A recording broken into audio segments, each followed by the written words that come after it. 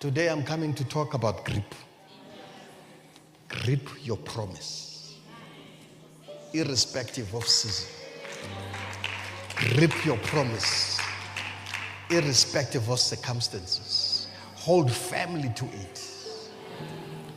When I talk about promise of God, I'm talking about something that becomes contradistinctive to your circumstances. Something that does not speak to your background. Something that does not speak to your qualifications. Something that may not necessarily speak even to your lineage.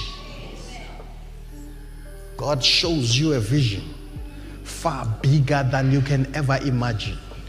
And He begins to shake the boots out of your mind.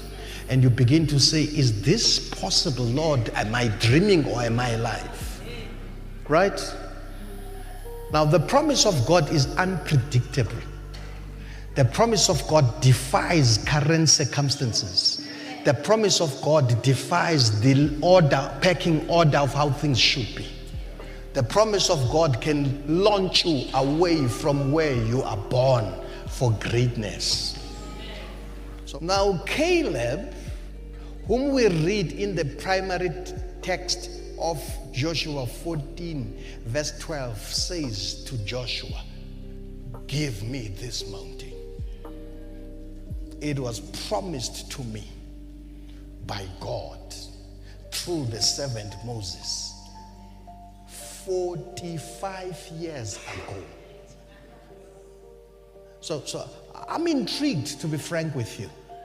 How is it possible to have a faith that sustains a belief for 45 years?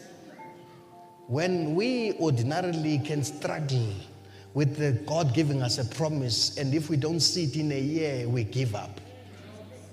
It must be an extraordinary type of faith. It then brought me to ask the question, who is Caleb after all? And when I considered Caleb, I then had no choice but to see where he is raised for the first time in Scripture. And this is where they were at Mount Hermon, where Moses had taken the children of God after 400 years of slavery to their promise made to their forebears. There are promises God made covenantally to your forefathers that you yourself have contributed nothing really to their realization. God is honoring simply a promise He made 400 years ago. In as far as Caleb is concerned, measure your own promise as we speak.